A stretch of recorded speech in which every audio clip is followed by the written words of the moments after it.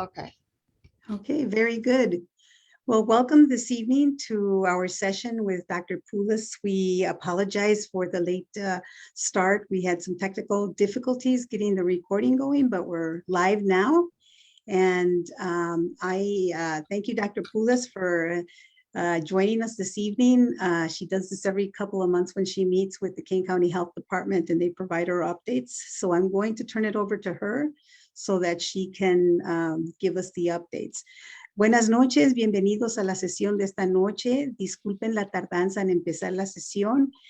Tuvimos unos problemas técnicos, pero ya ahorita ya vamos a lanzar. Le damos la bienvenida a la doctora Dorotea Poulos, que cada 2 meses se reúne con el Departamento de Salud del Condado de Kane, donde le proveen los más recientes actualizaciones sobre el estado del COVID aquí en nuestro condado de Kane.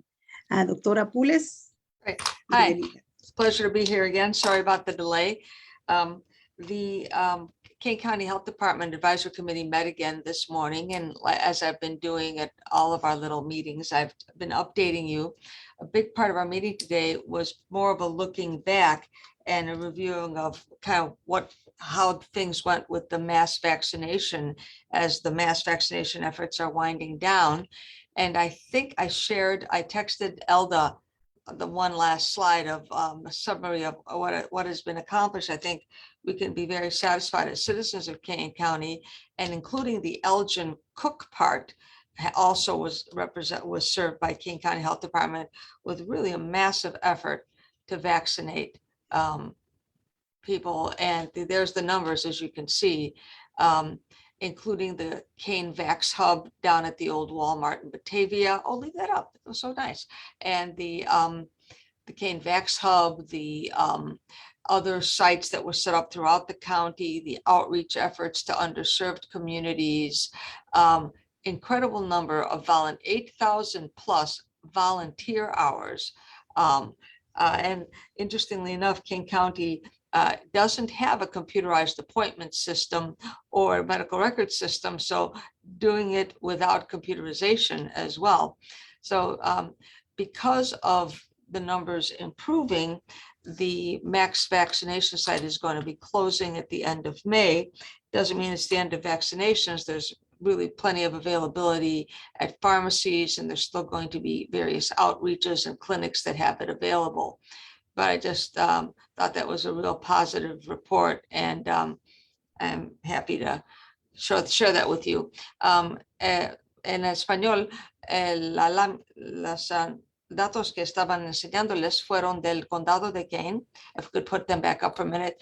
Y el resumen hoy de nuestra reunión fue sobre lo que sucedió con los más que un año de vacunar a mucha gente. Mira el número de vacunas que se han dado a las personas que viven en condado de Kane, incluyendo a personas que viven en el parque de Elgin, que es el condado de Cook. Y más que 8,000 horas de voluntación de varias personas, como enfermeras que están ya retiradas o farmacistas que están ya retiradas, que no se pagaron por nada para hacer eso. Y a muchos lugares, no solamente en el hub en Batavia, pero en otros lugares también. Y ya que los números están bajando, no es que ya no existe COVID, sí existe COVID, pero ya que está bajando, tenemos la oportunidad de no tener esta clínica grande en Batavia para ofrecer la vacuna en muchos otros lugares, por ejemplo, a casi todas las farmacias. Okay. And Doctor, I would like to add that we at the Elgin Pandemic Team at the library assist in securing vaccine appointments for people who need them. So if you're having trouble finding a specific vaccine, I know some people have trouble with J&J, we can do that for you. We will put up you can find our contact information at elgincovidhelp.com, and we will put it up again at the end. But know that we are there to make appointments as well and help you. Quisiera ofrecerles que nosotros tenemos una mesa en la biblioteca y les podríamos asistir con sus vacunas, especialmente si están batallando para conseguirlas. Sé que algunas personas han batallado con la vacuna de J&J. Ahí estamos disponibles. Nuestra información de contacto está en el sitio web elgincovidhelp.com y lo vamos a poner al final de la sesión, y si no, estará en comentarios. If you don't see it at the end of the session, our website, we will put it up on in the comment section. So thank you for that. Thank you for that intro, Doctor. I'd like to move on to some of the questions that have been asked. One of them, interestingly enough, is that the CDC has moved away from reporting positivity rates and suggests using different metrics for the counties regarding COVID-19. How is it going to be measured going forward? Well, it's felt that using test positivity or new cases is not going to be as accurate because of the amount of home testing. And also, so it's going to be harder to track. Also, with the numbers being down, what we're going to be more focused on is who's really getting sick enough to admit. So if you look at slide number, let's see, the next slide after that, that talks about different indicators, looking at the number of patients in beds, the number of patients that have been admitted. And I'll say that in Spanish, then we'll go to slide 6. Estamos cambiando en el gobierno de observar el número de casos diagnosticados, porque con tantas pruebas que se pueden hacer en la casa, ese número no es tan útil, ni no se puede confiar en eso. Y es mejor, especialmente ya que está cambiando la pandemia más como una endemia, de usar números como cuántos pacientes están en hospital o están entrenándose en hospital. And now turning to the 6th slide in the row, that's because in particular in King County, we're now considered to be at a low level. So these are the metrics that are looked at: the number of inpatient beds that are COVID, the number of admissions. These are all way down, which is very gratifying. Esos números de nuestro condado son muy bajos, muy mejor de lo que eran como hace 2 meses y 3 meses. Y eso es otra razón de no usar el número de pruebas que salieron positivos. Very good. Thank you. Thanks. Okay. We can start. Yeah, very good. Okay. One of the other questions we have is that this week there were reports that show significant increases of the virus in wastewater samples in the country. The CDC has like 100 sites that it measures, specifically in the Northeast and the Midwest. Typically, this is an indicator of an upcoming surge. Should we be concerned? Well, I think we should always be, on our toes or on our guard. I'm not an expert on this type of testing, but I am aware of that. You said it quite well. It can be a precursor. Illinois has its own website that discusses the Illinois testing. And I think we should be aware. I think it's just one more thing to let us know that that COVID's better. It's not completely over. And if people relax too much, and especially if there's other variants, we may have other surges, hopefully not as bad because the level of vaccination is high enough to prevent the kind of overwhelming surges that we've had in the past. La pregunta fue sobre si se hacen pruebas en el drenaje, en el drenaje. Sí, para ver si hay virus, y se nota que está aumentando este número. Y si debemos de preocuparnos o no, pues yo creo que siempre tiene que tener pendiente que podemos tener otra onda, y que es un señalo de no dejar en la basura la máscara todavía y de tener cuidado. Vamos a ver. no soy experta en eso, pero yo he visto que también hay una en el web, el Illinois tiene más datos sobre los números aquí en Illinois. Muy bien. Okay, as you know, there has been recent discussion, talk, news information about the new variant known as the BA.2. And it's at least 30% as more contagious than Omicron. So what can you tell us about it? You know, should we be concerned? Is it more severe? Just what information can you share with us? So the slide I'm showing now is old. It's from the end of last month. I can tell you, if you see the little gray area at the top, it shows the amount of BA2. It's much higher now. It's gone from 14% to 30% of the infections in this country, and it's much higher that percentage-wise in Europe. Is it a concern? Yeah, it definitely is a concern because it's more infectious. From what I was gleaning over the weekend, even listening to Dr. Fauci, probably is not going to cause more severe illness, but it doesn't seem so. Are the vaccines working against it? Yes. And so once again, hay un variante del tipo Omicron que se llama BA2, que es más contagioso, y el porcentaje de este virus está aumentando bien rápido. Tiene que preocuparse, como he dicho antes, sí hay que preocuparse, hay que tener pendiente. Parece, de lo que yo he oído, que no va a ser más grave o más fuerte la infección, pero que sí es más contagioso. Y las vacunas que tenemos, que los han puesto, sí son efectivos. Muy bien. With the shortened quarantine period from 10 to 5 days,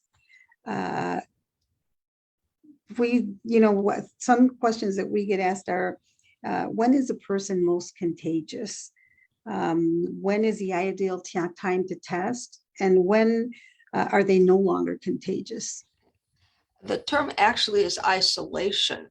Because if you're talking about someone who's actually known to be ill, they are isolating. If someone who's been in contact with the illness and is keeping themselves apart from others, that's what's the quarantine. It's confusing sometimes. But those are the two different terms. If a person who is ill with COVID is contagious mostly 1 or 2 days before they have symptoms, which stinks because then you don't know you're getting people sick, to 2 to 3 days afterwards. When are they no longer contagious? For sure. Well, we don't know, but to tell you the truth, 10 days, probably not 5, is a better day. So why did the CDC make this change? It made this change because the bulk of the infectivity is over by day 5. And if you look at the guidelines, they said you can go back to work or back out into the community after 5 days, but only if you haven't had a fever for 24 hours, only if your symptoms are very minimal, like a runny nose, a little cough, and you have to wear a good mask for those additional 5 days. So I think this change was made so as not to cripple the economy. The ideal time to test is 3 to 5 days after exposure. I can't tell you the number of times that people call me in a panic because they saw someone on Sunday that told them on Monday that they turned positive and they want to test right away.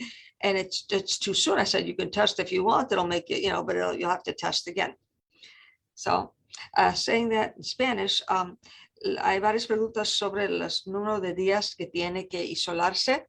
También hay que entender la diferencia, cómo se usa la palabra cuarentena y isolar. Isolar es el paciente mismo. Cuarentena es si ha estado en contacto y tiene que protegerse, de tenerse aparte de otros, porque es posible que se va a salir positivo. Pues el paciente mismo que está enfermo con COVID, 2 días antes de tener síntoma, está contagioso. 1 o 2 días. Y el periodo de de tener más riesgo de ser contagioso es de 1 o 2 días antes de empezar los síntomas a 2 o 3 días después. Para hacer, ¿por qué el gobierno hizo este cambio de la recomendación? Es un poco complicado, porque francamente, si se ve la recomendación, se puede regresar a trabajo o a contacto con personas después de 5 días. Si no tiene síntomas o si se tiene muy leves síntomas, si no ha tenido calentura por 24 horas y por 5 días más hay que usar una máscara muy buena. Entonces, 5 días y después 5 días más de la máscara muy bueno, son 10 días. Hicieron eso en enero, yo creo, más porque la economía era casi a punto de descomponerse por tantas personas que eran enfermos económicos. En mi opinión, mirando esos datos, cuando se puede considerar no contagioso sería tal vez como más 10 días. Pero si se sigue la recomendación del CDC, se puede salir en la casa y tener contacto con otros, pero con estos avisos. Muy bien, doctora. Both Pfizer and Moderna have applied for the second booster. And so do you think then that we will now be into yearly vaccines? I don't know what the frequency will be, but I'm sure there'll be boosters. And I don't know why some people seem upset about it, because we have boosters for everything, just about everything else. So what's the problem? Our immune system needs a reminder. That's called a booster. And the researchers will tell us, based on the epidemiology and based on the numbers, will it be 6 months? Will it be a year? Whatever it is, I'm going to get it. So, and I'm going to recommend it to my patients. So, la pregunta es sobre las refuerzas. Y no sé, hay personas que platican sobre las refuerzas como si fuera una indicación que la vacuna no es buena. Eso no es lógico. Las vacunas funcionan para dar fuerza a nuestro sistema inmunológico. La refuerza es como una manera de dar más memoria a las células que combaten contra el virus. Tétano, sarampión, influenza. Hay tantas vacunas que tienen refuerzas. Eso va a ser lo mismo. Lo que yo no sé si va a ser cada 6 meses, cada año. Vamos a ver. Okay. There seems to be a lot of confusion around the child vaccines. Recent reports seem to indicate that the vaccines don't provide as much protection to children. What can you tell us about this? Well, I was looking at this question up today, and in particular, there's a study that hasn't been published yet, but they've released some of the data from New York State, that the protection numbers for the vaccine for the kids that are 5 to 11 has not been as good, maybe 66%, and it drops off pretty fast. I think the problem is that the dose is 1/3 of the adult dose, and they picked that because they were trying to minimize the side effects for the kids. But maybe I think they'll have to rework it or rethink it, maybe increase the dose. And because not as many side effects, but it's not as strong. You don't get the protection. So I have a feeling that they're going to, I wouldn't be at all surprised if they end up changing the dose in the childhood vaccine. As of right now today, I would still suggest that a child get the vaccine as we have it now, because it's better than nothing. Once again, it's like 66% protection. It's not 94, but it's not 0, which is what you get with no vaccine. So, la pregunta sobre la vacuna de los niños. Escogieron un dosis que era muy leve para no provocar consecuencias o efectos secundarios a los niños. Pero al revés, lástimamente, parece que la vacuna no es suficiente fuerte. En mi opinión,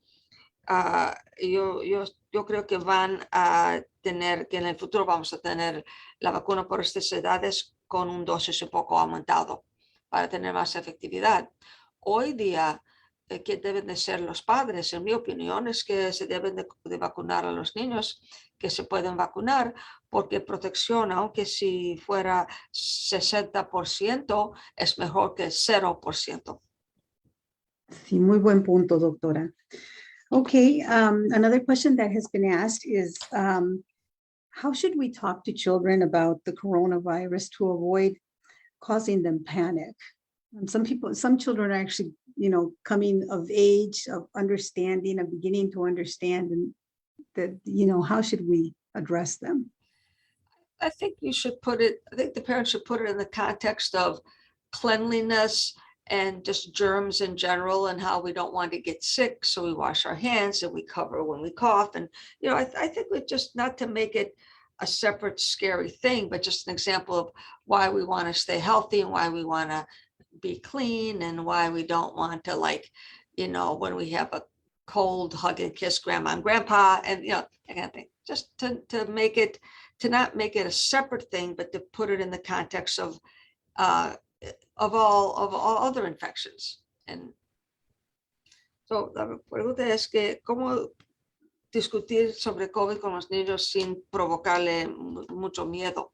Y yo creo que en términos sencillos, según la edad, de discutirlo como de la limpieza, de la evitar a microbios, de cosas sencillas como lavando las manos o no tosiendo en la cara de otra persona o de no visitando a gente cuando tenemos fiebre.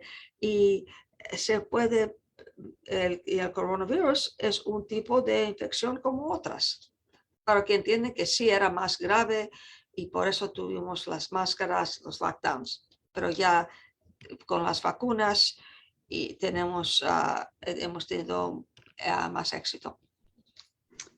Muy bien, doctora. Okay, for some people who don't have children, their children are their pets, right? And so the question that's been asked by some of our viewers is, can pets get COVID, and what should we do if we think our pet has the virus? Well, I'm a human doctor, not a pet doctor. But the CDC website actually has a couple pages on this. It's very interesting that it seems as if mammals can get COVID. Okay. And so I guess if you have a pet snake, you're okay. And there's an interesting little footnote that minks, like the minks that people make coats out of, mink farms have COVID outbreaks. Who knew? I think that the kind of common sense thing would be that if you know you're sick with COVID, even though you probably want to lie on the couch and snuggle with your cat, maybe you shouldn't. And the other thing, if you think your pet is ill, call your vet. Don't call me. So the question is si las mascotas, la pregunta fue si las mascotas pueden contactar el virus. Parece que sí, especialmente por las mamalias, ¿verdad? Mammals. Sí, ajá. Yeah.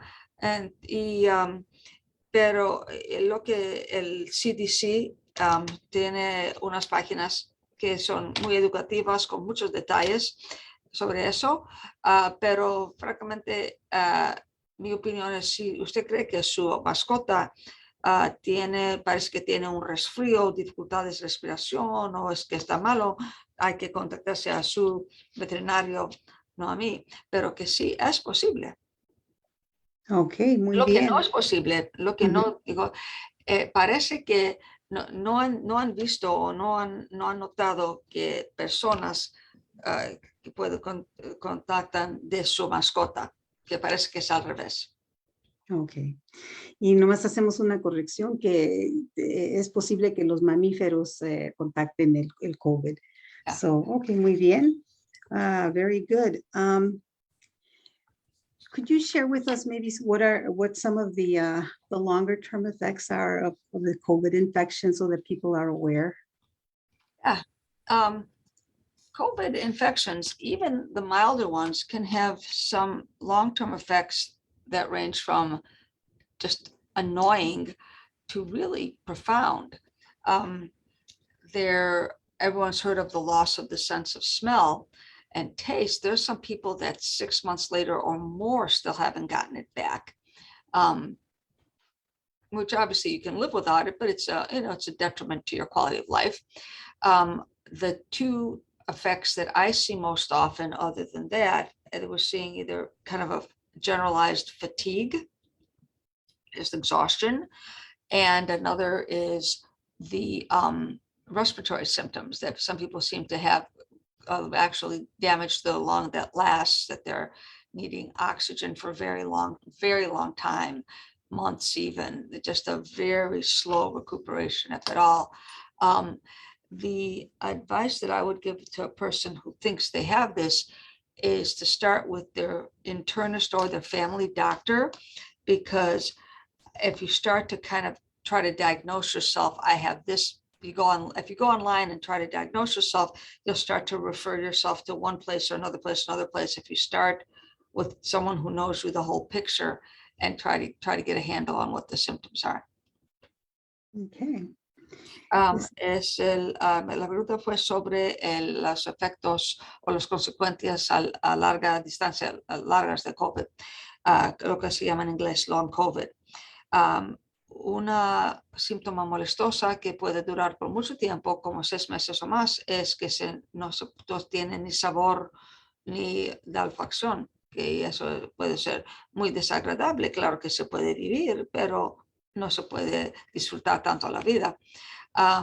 Otra síntoma que dura mucho tiempo, yo tengo mis pacientes, las dos cosas que yo he notado son falta de aire o problemas con la respiración y fatiga, muy fatigados, muy como casi que no se pueden, la alimentación no es muy buena, no se pueden fijar en cosas, o mucho tos, que no pueden aguantar a ningún ejercicio. Todas esas son razones.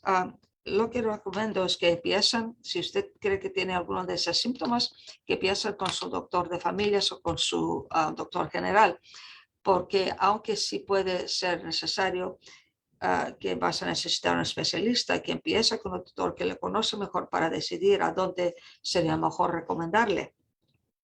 Okay. Muy bien.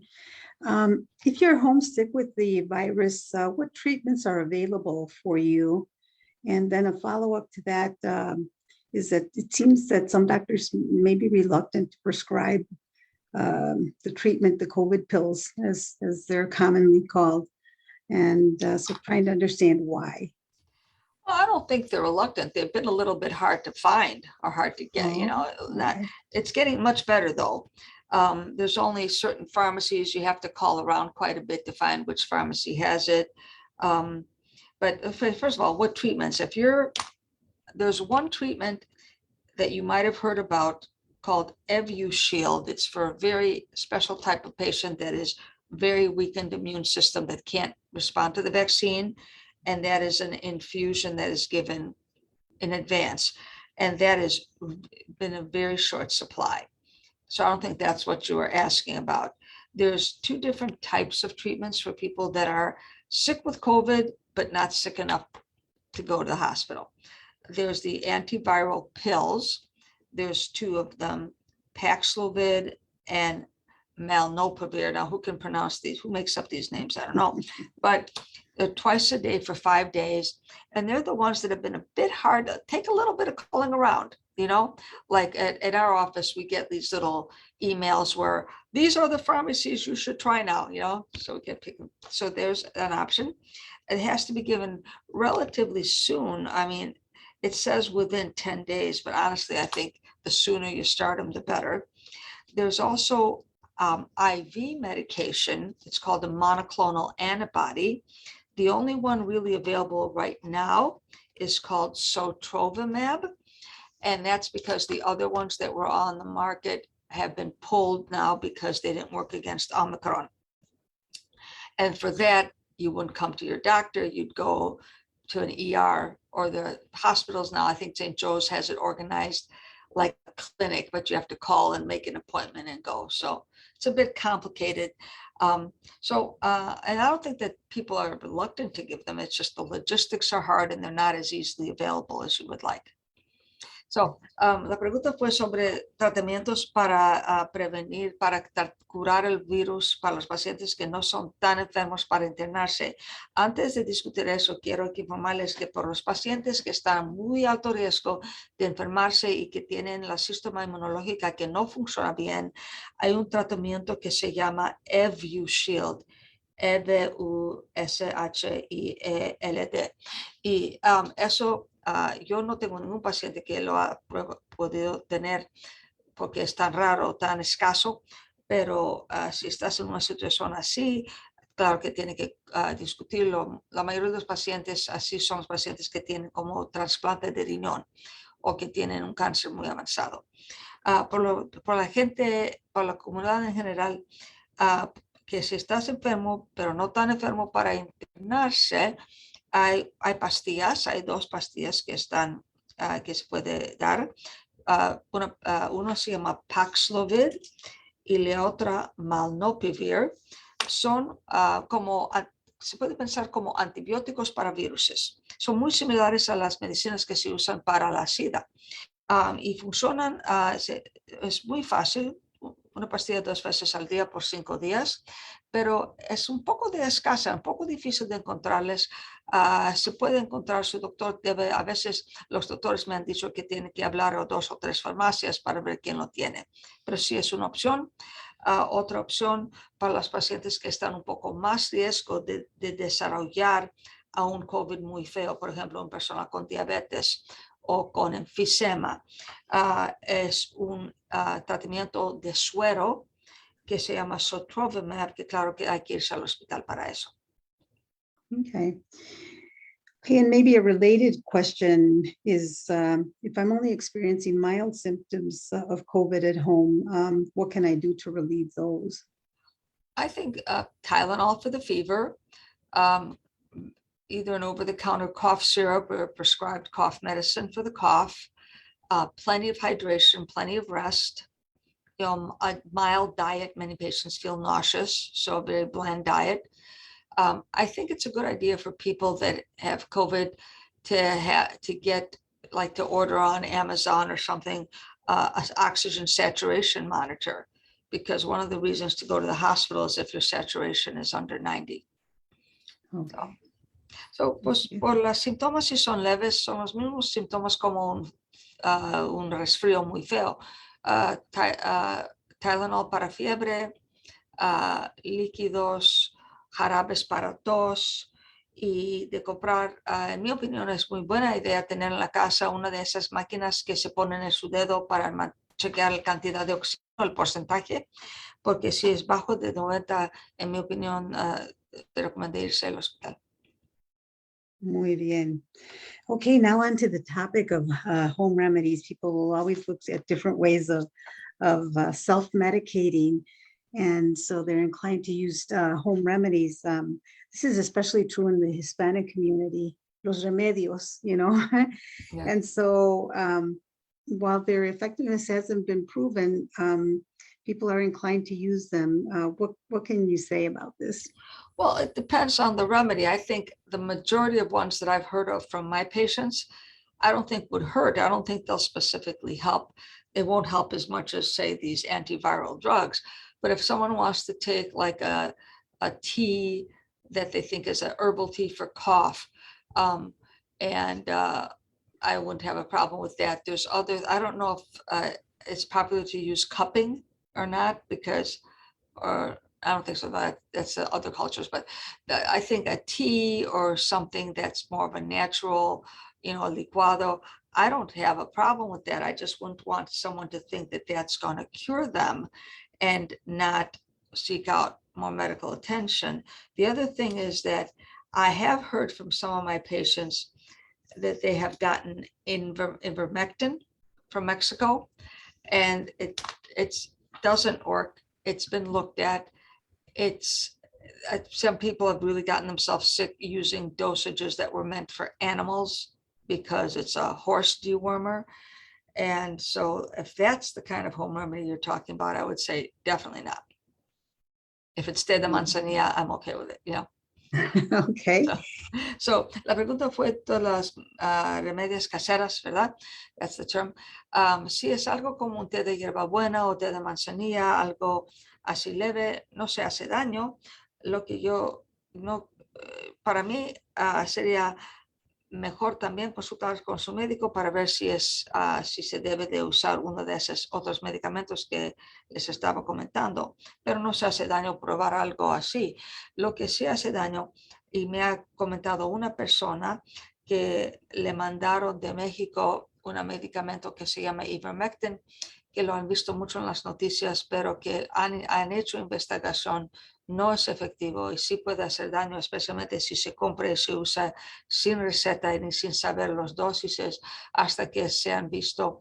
Yo he leído de pacientes que lo compren de las tiendas veterinarias en los dosis que se usan para animales como caballos y que puede ser envenenoso.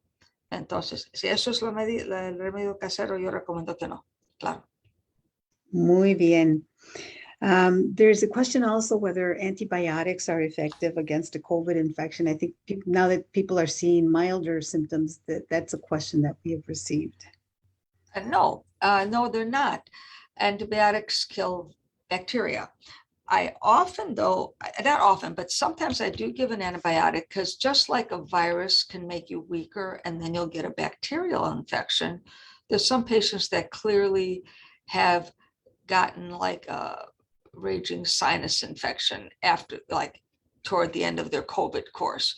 So if there's something that seems clearly that it's turned just from being a virus, which is COVID, to also bacteria, that's what you would give the antibiotic for, not for COVID.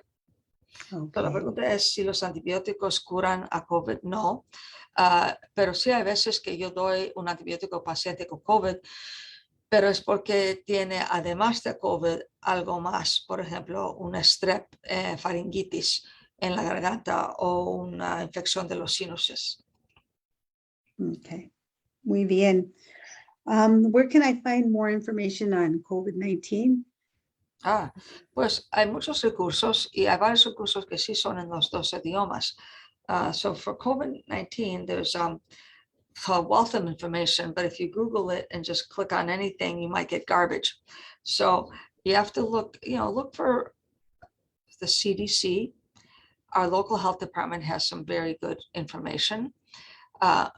In general, for medical education, I think the Mayo Clinic and Johns Hopkins, they both have good website. I know for a fact that the Mayo Clinic website, everything that's patient education there, you can click a button and it goes from English to Spanish. So I would stick with those more mainstream. If you do your research on social media, you may fall into a very bad trap of fringe, fringe unverifiable information. So, por la información, todo el mundo quiere tener mucho interés en esa pandemia y hay que tener cuidado con el Internet porque si se pone nada más el COVID en el Google, se puede mirar a un montón de referencias y algunas no van a tener valor, van a ser locos. Pero yo tengo confianza en el CDC. Nuestro condado de Kane tiene información y datos muy útiles. Y si especialmente por los pacientes que son hispanohablantes, a veces es difícil encontrar información en español, pero en general por información médica me gusta el sitio del Mayo Clinic, MAYO, porque el lugar que tienen medical education, casi todo, yo creo que todo está traducido a español. Muy bien. Muy bien. Okay, well, I want to put in a plug for our upcoming booster clinic at the library on Monday, March 28th from 3 to 7 p.m. You can register online at elgincovidhelp.com. You can stop by the library. We'll make an appointment for you. You can call us or email us. And we'd be happy to make an appointment for you. So again, from 3 to 7, all 3 boosters will be available. and hopefully we can take advantage of it. I know we have still very low rates of adoption of the booster, somewhere between 30 and 40%, depending on what area you're in. And so, and we know that people are more well protected against the virus if they are not only fully vaccinated, but boosted as well. Quisiera, go ahead, Doctor. Oh, yeah, it's just, yeah, translated, and I was going to have the last two questions. Okay. Okay. También quisiera aprovechar para invitarlos que tenemos una clínica para la vacuna del refuerzo el lunes 28 de marzo de 3 a 7 p.m. Puede hacer cita o también puede presentarse sin cita y se les recibe. Vamos a tener las 3 vacunas y sé que en veces es difícil conseguir la J&J, o están invitados a que pasen de 3 a 7 p.m. en la biblioteca el lunes 28 de marzo.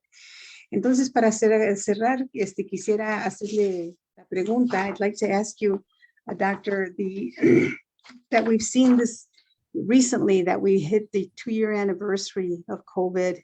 We've had over 6 million deaths worldwide and probably underreported. There's been a noticeable change in attitude towards the virus. I mean, people have been very quick to ditch the mask and feeling like the pandemic is over, as well as, we are moving. The government is making a conscious move to move from pandemic to endemic. So what are your thoughts on this? Well, I think it's definitely better. And I think the fact that it may not be pandemic anymore doesn't mean that it's over. I think that there was a slide that I texted Elda that I wanted to show for this question. It's not over, it's much better. I think we shouldn't, people are emotionally very just exhausted by COVID and everything we've been through. But I think it's immature to just say, okay, it's all over, it's all better, we're back to normal. There is a new normal. To me, it seems the most like what happened to us after 9/11, that how terrifying and how scary those first few weeks were after the Twin Towers. And now we have a new normal, and that new normal is different. And we have to take off our shoes to go on the plane, and we have to put our shampoo in little 3-ounce bottles. And it's just become the new normal, and you don't really even think about it anymore, that you take your computer out for someone to look at it.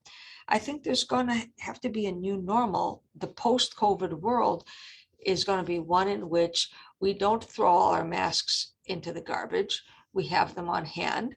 That some people may feel, and I tell some of my patients that are elderly or diabetic, I suggest that they still wear a mask to go to the store, that it's a world in which, we keep track of the numbers and we're ready to maybe, put a mask on again if numbers get bad again, that we keep up with the vaccines, that if there's a booster recommended, that we get the booster, because COVID's not over. It's better. There's going to be more variants. There's going to be more waves, but hopefully there'll be little wavelets. So just a more mature attitude where we're not frightened, just cautious, just aware. So, la pregunta fue qué es mi opinión sobre la reacción de la gente que está diciendo que ya la pandemia se fue. No tenemos ya jamás COVID, vamos a regresar a lo normal. Mi pensamiento es que lo normal va a ser un normal diferente, un normal nuevo, que para mí me parece similar cómo fue la reacción después de la 9/11, que fue tan trágico y tan espantoso. Ya son más que 20 años y todos estamos acostumbrados a cosas que son lo nuevo normal, que se quitan los zapatos antes de entrar al avión, que se pone su shampoo en una botellita tan chica.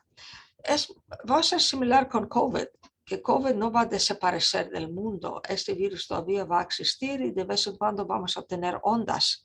Ojalá que sean más bajos y que tenemos la protección de las vacunas, de las refuerzas y de vez en cuando si es necesario usar máscara. Hoy día yo recomiendo a mis pacientes que son muy delicados de seguir usando la máscara en las tiendas. Por ejemplo, yo creo que necesitamos tener una actitud más maduro, no ni miedoso, ni, inconsciente, ni el uno ni el otro, algo en la mitad.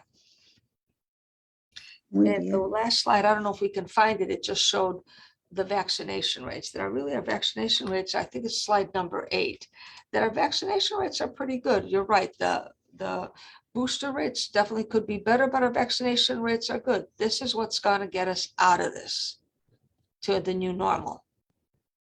Aquí se ve el número de la gente que tiene la vacuna en nuestro condado y francamente eso es lo que nos va a ayudar a sobrevivir, a tener una vida más agradable en el futuro.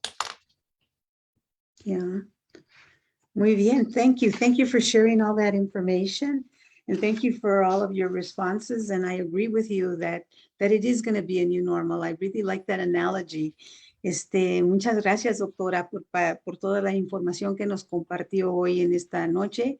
Y estoy de acuerdo con usted que ya vamos a tener un nuevo normal. Ya algunas cosas van a seguir adelante por tiempo y tenemos que adaptar nuestra manera de pensar y tener un criterio más amplio y más maduro, como usted dijo. So, muy bien, muchas gracias. La volvemos a invitar para la próxima vez en 2 semanas. We will welcome 2 meses. I'm sorry, 2 meses. Gracias por esa. And so we will welcome you back in 2 months for the next update. And thank you for joining us this evening. And again, we apologize for the technical issues earlier today. Nos disculpamos por los problemas técnicos que tuvimos más temprano. Muchas gracias, doctora. Que pasen muy buena noche. Adiós. Good night. Bye-bye. Thank you.